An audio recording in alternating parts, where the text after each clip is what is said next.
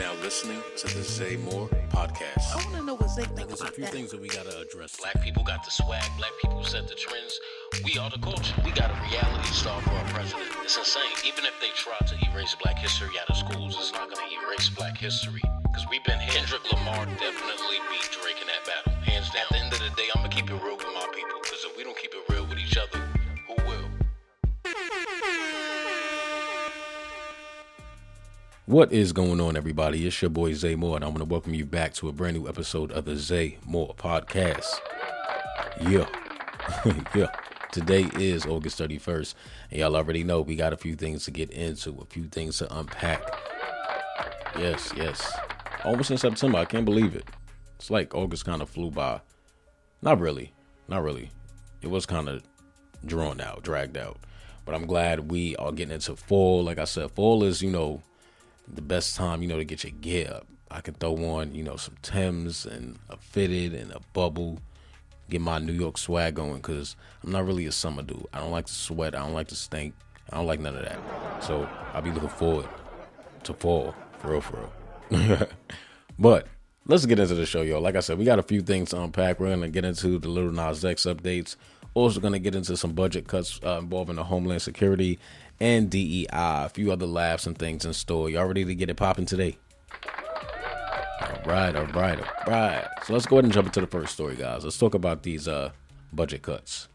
So, in July 2025, the Trump administration substantially downsized the Department of Homeland Security Center for Prevention Programs and Partnerships, slashing its staff from approximately 45 full-time employees to just a few and terminating numerous contracts in the process. These cuts also affected $18.5 million in program funding, including a Minnesota-specific allocation of roughly $800,000 in grants to the Minnesota Department of Public Safety and the Hennepin County Sheriff's Office, supposedly for threat assessment and multidisciplinary violence prevention efforts. The grants supported building statewide threat assessment units and multidisciplinary teams involving law enforcement, mental health professionals, school officials, and social workers. DHS defended the decision, framing the program as wasteful and ideologically biased, nothing more than a slush fund for left-wing ideologies, according to a DHS spokesperson. Now, as we know, recently on August 27th, during a school mass at the Church of Annunciation in Minneapolis, a shooter killed 2 children ages 8 and 10, injuring 18 others, and then died by suicide. The suspect, identified as Robin Westman, also left hateful and violent messages in a manifesto and on weapons. Many experts and local officials argue that the reluctance or inability to fund threat assessment programs may have weakened local capacity to detect warning signs. Representative Betty McCollum and 5 other lawmakers had urged DHS to reinstate the grants earlier in August, warning that Minnesotans were left more vulnerable. And I quote, she stated, "Never in our worst nightmares could we have imagined another tragedy occurring so soon." Jacob Ware, CFR Research Fellow, expressed concern. The capacity to combat domestic terrorism is eroding. It seems like the eye has been taken off of the ball. So if we take a look at what happened at Annunciation, and then, we examine the budget cuts, it doesn't take long to realize the importance of these programs to catch the early signs of things like this, to make sure that the proper tools are available to protect in situations like this. And it's just unfortunate that, this happened just in July, and then boom, we have this happen in August. They literally just cut the funding for things like this in July, and then this happens. Those budget cuts, they affect protection from school shootings. They force reductions and key preventions. Again, the programs, the staffing, including school resource officers and mental health services, all the things in place to prevent things like this. So it just really makes you question, well, what is the MO here, right? If we're supposed to be protecting and serving, right, that's the duty of our government. That's the duty of these police officers. And you're rolling. It's just, what are you doing? What are we doing here? What are we doing here? I try to make sense of it, but I don't agree with none of this shit. So I'm not gonna make any sense out of it. The only sense that comes out of this is greed. Putting money in other areas of interest and not where it's important. That's the only sense that I can make out of this shit, for real. And again, my heart just goes out to everybody that was involved in that. I was reading over the story this weekend, and to send your child to school, and at a Catholic school at that, right? Where the aura and the atmosphere is safe and man, it's crazy. It's crazy.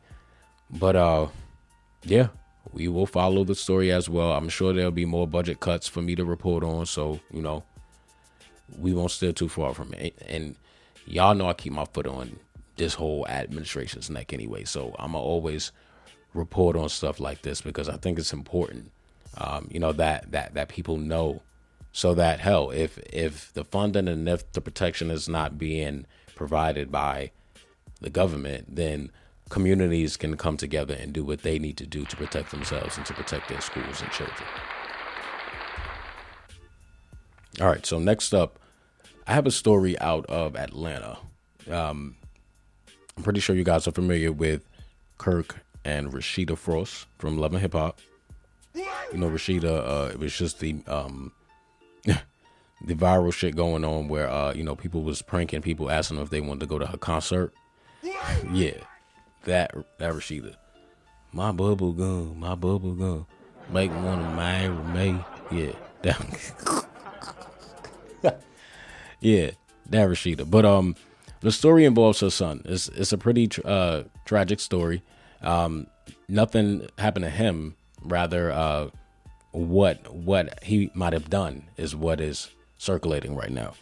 So, the details are, Gwinnett County Police have officially named Kai Rasheed Frost, the son of Love and Hip Hop Atlanta stars Kirk and Rasheeda Frost, as the primary suspect in the fatal shooting of rapper T Hood, real name Tevin Hood. Multiple entertainment news outlets, including Urban Bell Magazine and iHeart, confirm that police investigations point to Kai Frost as the top suspect. I want to go ahead and go to, who's this? Atlanta News First in Atlanta for the story really quick, and then I'll be right back with some more details. Shot and killed in Gwinnett County has been identified as an Atlanta rapper. Investigators say the victim was 33-year-old Tevin Hood, also known as T Hood. He was best known for his songs Ready to Go and Percolator. Now, he posted on social media just weeks ago promoting a concert in Atlanta. Investigators say the shooting stemmed from an argument at a house in unincorporated Snellville on Friday night. And officers say they detained a person at that home, but have not yet announced any arrests. Again, that was Atlanta News First. A few more details involving the case. T Hood was reportedly dating the Frost's daughter, Kelsey Frost, which has fueled speculation about the motive. Coverage across media, TMZ, Instagram posts from credible outlets reflect the widespread attention around the case, although direct law enforcement statements are still pending in publicly accessible sources. So what do we know, right? As of late 2025, again, the suspect is Kai Frost, Kirk and Rasheeda's son. The victim is rapper T Hood, real name Tevin Hood, and he was dating their daughter. He was dating Kelsey Frost. The official status is that the suspect named by police. He is named by police, right? So this is the name that we are getting from police. Further case developments not yet publicly released, so still pending. I saw, a few talks about the story, through social media. I saw that it was more of a thing where, well, they're saying, right, that T Hood was apparently abusive towards Kelsey, and she called her brothers over there. She had enough, and whatever happened. They're saying that I'm hearing talks of self-defense, like maybe there was a argument going on, right? And allegedly, T Hood might have pulled out the whip first, and then Kai might have, retaliated by pulling out his. It's just a lot of speculation going around. So I don't want to dive too much into the story so that I report on what actually happened. So until that actually comes out, we won't be able to go any further with this story. But I just thought it was ironic, given that everything that was going on with Rasheeda. I thought that the whole viral thing about people not wanting to go to her concert actually was kind of playful and kind of helped people kind of know who she was. I thought that was a good little viral moment to celebrate, and then this happens. So as I said, I'll have to continue to follow it because don't have any more details other than what is publicly out there right now. He was dating the Frost daughter. They went over there. Someone was murdered. We don't know the exact details of what happened up until that point. So I'll keep a close eye on this story, and I will definitely let y'all know what is reported once it comes out. So, oh man, so I just got back in the gym, right, and my body is feeling crazy. Because I'm always on the go, right? I try to keep busy and I try to stay productive, but within the past couple of months, I was getting so busy. I'm not gonna lie, I did kind of forget about my body, and realizing that health is wealth. You feel me? So you got to put yourself first. So you feel me? I changed up my diet a little bit. Started going back to the gym, and I feel good. Body still got to get used to it, but I feel good. So I just want to encourage everybody out there to make sure you put your health first. You feel me? Because you can't do anything if you ain't there for you. That's one. So make sure you put your body first. You feel me? Get active. If you work from home, you got even more of a duty to get active because, I know that when 2020 and the pandemic came around, a lot of people transitioned to at-home work. And I was reading over some articles about, how hard it is to stay active when you work at home, especially if you're already not a outside person, right? If you're already not a outdoor person, and before the pandemic you was just going to work and coming home, and now since the pandemic you still working at home, like, yeah, you're just gonna turn into a couch potato. So you gotta find ways to stay active. I'm usually, if I'm not here in the studio, I'm home. If I'm not home, I'm at work. If I'm not at work, I'm at school. If I'm not at school, I'm in the studio, the music studio, different from the pod studio. If I'm not in the pod studio, I'm in my home studio. So I move a lot, and I just was feeling burnt out. So I had to really take the time to assess my strength, assess my mind, assess my soul. You feel me? And I've been feeling better. Since I've been putting myself first, I have been feeling better. So I just want to encourage everybody out there. I want to do a little check-in. You feel me? Encourage y'all to stay active, stay moving. I know it's hard with the duties of the world, but put yourself first. Don't forget that. And hey, if you need a reminder, you can follow me at the ZayFiles _ the Zaymore Podcast on Instagram. I'll send you a reminder. Hey, did you put yourself first? Did you meditate today? You feel me? Did you take a walk? Did you do something to feed your soul? I will be the one to knock you down until you put yourself first. You feel me? Because we got to encourage each other rigorously and forcefully. Y'all laughing, but I'm dead ass. Dead ass. Because what I say in my intro, if we don't do it, who will? You feel me? But moving on, guys, let's go ahead and go to the next story. So I did want to talk about some DEI today, with everything, that the Trump people doing, all the rollbacks and the cuts and all of the other bullshit. I wanted to spotlight DEI, remind y'all why DEI is important. So DEI is important because it fosters environments where diverse employees feel valued, leading to greater innovation, smarter decision-making, and improved business performance. By creating a sense of belonging, DEI reduces employee turnover, attracts top talent, and strengthens brand reputation. Furthermore, DEI promotes empathy and cultural wisdom, which are crucial for a well-functioning, cohesive, and ethical society and workforce. So with all that being said, I wanted to highlight 10 companies that, help firm to their DEI and inclusivity programs, because right now in this time, we've talked about it before as well on the podcast. A lot of people are pulling back their dollars. They're thinking more strategically when it comes to where they spend. So I wanted to give y'all a few companies that, hey, if you want to support rigorously and forcefully, as I like to say, the companies that, are for all, then I want y'all to know who to support. You feel me? So let's go ahead and go down the list. First up, we have Apple. Apple, they actually urged their shareholders to reject an outside proposal aiming to dismantle its DEI programs, calling the move unnecessary. I feel like this was a great move for Apple. Apple is the game changer when it comes to how we consume music and how we use our phones.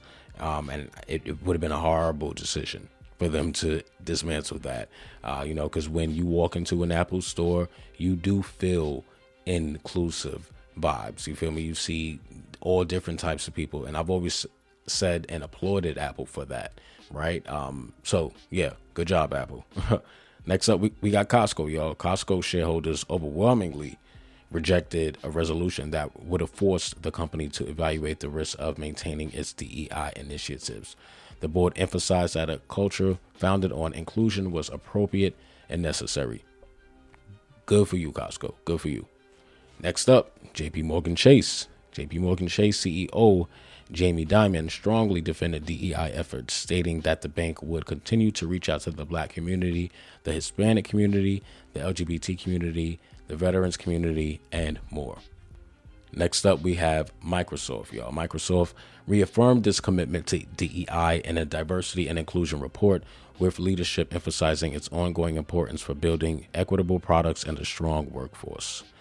Followed by Goldman Sachs. Goldman Sachs publicly maintained that diversity brings business benefits even when facing anti-DEI shareholder proposals. Delta Airlines. Delta reiterated DEI's critical role in talent acquisition and business success during earnings commentary. And then we have the NFL. The NFL confirmed it will continue enforcing diversity requirements like interviewing at least 2 minority candidates for key leadership roles, asserting these practices make the league better. We have Coca-Cola. Coca-Cola warned in its filings that abandoning DEI could harm businesses, affirming that a diverse workforce drives innovation and reflects the consumers the company serves. And we have Lush. The cosmetics brand made a visible statement, literally, by launching bath bombs named Diversity, Equity, and Inclusion. Go ahead, Lush. The company declared it would not roll back DEI and supported progressive culture within its workplace. So, y'all know we have, the whole global trend, right? The people that are actually folding, Target, Amazon, Walmart, and McDonald's, they publicly roll back their DEI. It's often a veneer. Some maintain support through internal programs, supplier diversity, or ERG, stuff like that. So, they have a foot in the door just to make sure that, they're not losing the dollar. But, once they've rolled back, It's done. I just wanted to highlight those companies because, as I did say, where we spend our dollars matters. And if you are one of those consumers that are like, hey, I don't want to put my money into a company that doesn't support hiring people who look like me, hiring the best of the best when it comes to people who look like me. If you're that type of person, then I wanted to make sure you had a list of companies that you can support. Because I do feel it, when I go into places like Target now, not more so Walmart. Because I'm not going to lie, right? I still do go to Walmart. I still do go to Target because there's just some shit that I can't find nowhere else but Walmart and Target. And that's just what it is. But I was in Target recently and there was only one other Black person in the whole store. And I walk around, you feel me? Like when I shop, you feel me? I'm not one of those, men who don't know how to shop or think that shopping is taboo for men or for females. Nah, I like to shop. I like to hit every aisle. I like to hit every sale. I like to see what's good. And I was walking around and I'm just like, damn. And, you know, I didn't really think nothing of it. I was actually on the phone with someone and they were like, yeah, you know, you better get out of Target before somebody see you. And then when I started to look around, I immediately just felt weird. But again, right, it's some shit that you got to get from Target. You feel me? Like, it's something that Walmart might not have, that Target might have, or that Target has, but Walmart might have cheaper. You feel me? So that's kind of how I think. But I know, right? It's sad. It's like, damn, you got to stand for something. I got to shop, right, y'all. I got to live.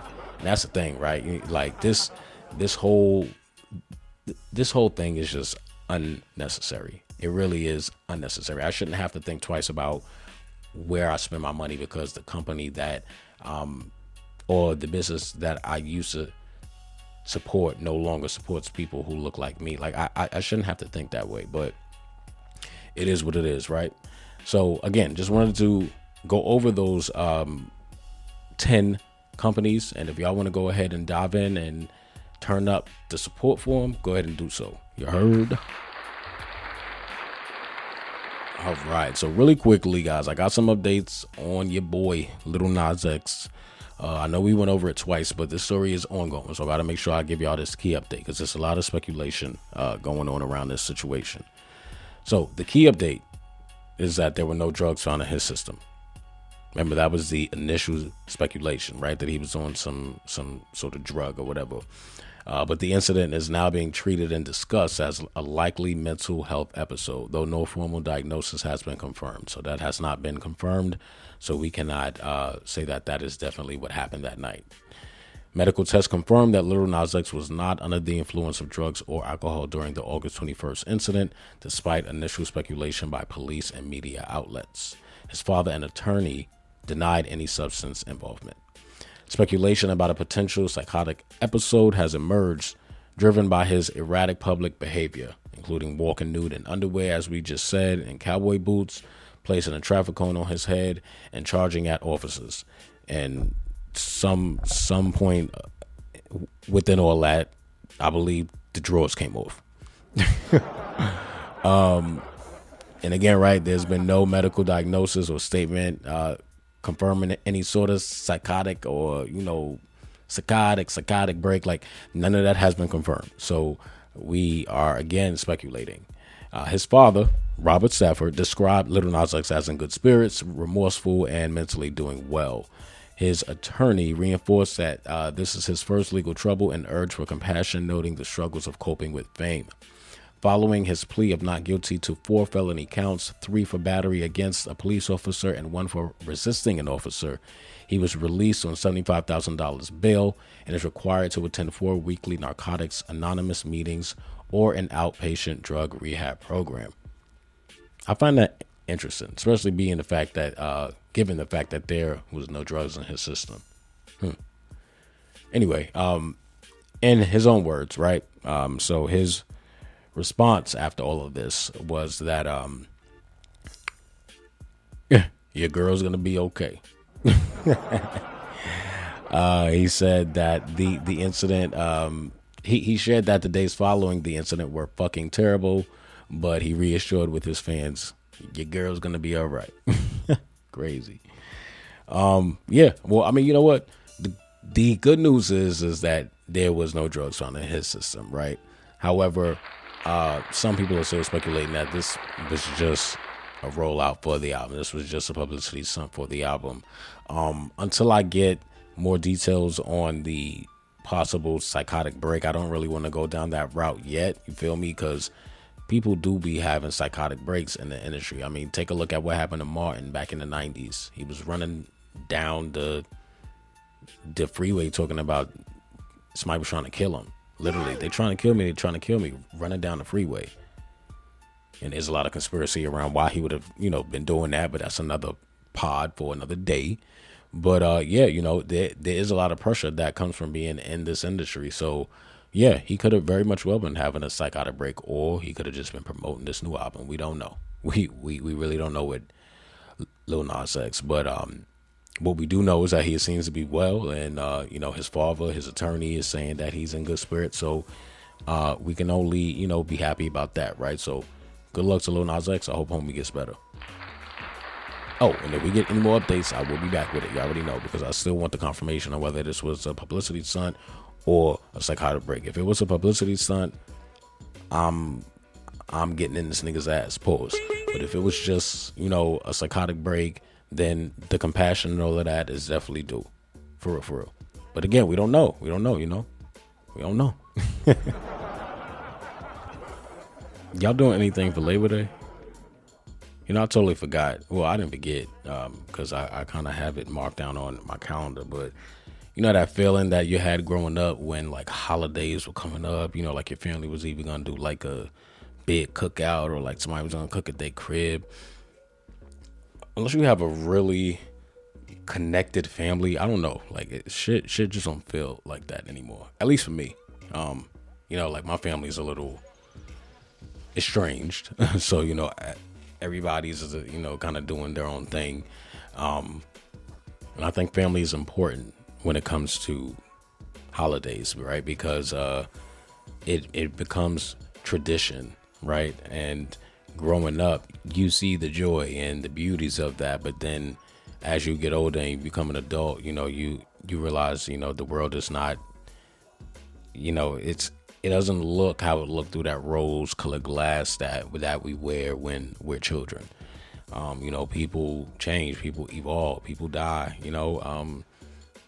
People aren't accountable, people aren't communicative. And when you do have, your, those friends and family who are communicative, I just want to say you definitely want to hold on to them, right? You don't want to make anyone feel like they're left on a limb when they're reaching out to you, because I've been in that situation, right? Just reaching out and not getting that hand back. I do want to shout out my brother Dejan if you're listening, because when I talk about accountability, I guess I just got to be accountable and responsible in this moment right now and tell y'all that I was 17 when I met my dad. Best thing that happened out of that situation was me finding out that I had a brother. But within that time, I was still figuring out who I was. And, I was just nervous that my brother just wouldn't want to get to know me or deal with me because I was gay. So I hid it for a while, did a whole bunch of lying about, the girls I was with. I was just all over the place, you feel me? And then as I got older, it was just so many other emotions that I just never, I never been through something like that, right? I don't know where the envious element of it came in, but I was upset with him because he had the life that I wanted with my dad, and I didn't know how to express that to him. So a lot of it came from me, right? A lot of the non-communicative elements of my brother and our relationship came from me. So Dejan, if you're listening, I just want to say I'm sorry for running from you, man, and I hope that we can pick up from where we left off, and I love you. Yeah, got a little heavy for a minute, right? Got a little, that conversation almost turned into Days of Our Lives or some shit. But yeah, y'all, I just want to, if you do celebrate it, have a great Labor Day. If you don't and you off, I know most people are off chilling on Labor Day, relax, put on some TV, get you a drink, just kick up, you feel me? It's just Labor Day. It's not Christmas, you feel me? But y'all know what that sound means. That means we made it to the end of the episode. Yeah, I want to thank y'all so much for tuning into the Zaymore podcast. And I got to remind you before I go, follow me on Instagram at the @ZayFiles_, the Zaymore podcast at Instagram. And just make sure you continue to share, continue to follow, continue to listen, y'all. You feel me? Because that's what's building up my engagement. Again, 9 countries, 147 cities, never would have saw it coming. So the gratitude is just through the roof. My cup is overflowing. I'm just so excited, so happy, so humble that y'all are liking my voice. I've always heard, you got this NFL voice, you got this deep voice, you got this voice that you need to use, and you feel me? I try to use it in every way I can, whether it's music, whether it's journalism, whether it's speaking. You feel me? I will not be silenced, and neither should y'all. You feel me? So we here together. We in this together. And I just want to thank everybody for tuning in and supporting me, because it does mean a lot. Because I do this from the heart. I do it. But again, thank y'all so much for tuning into the Zay Moore podcast. And until next time, y'all know where to find me. Peace.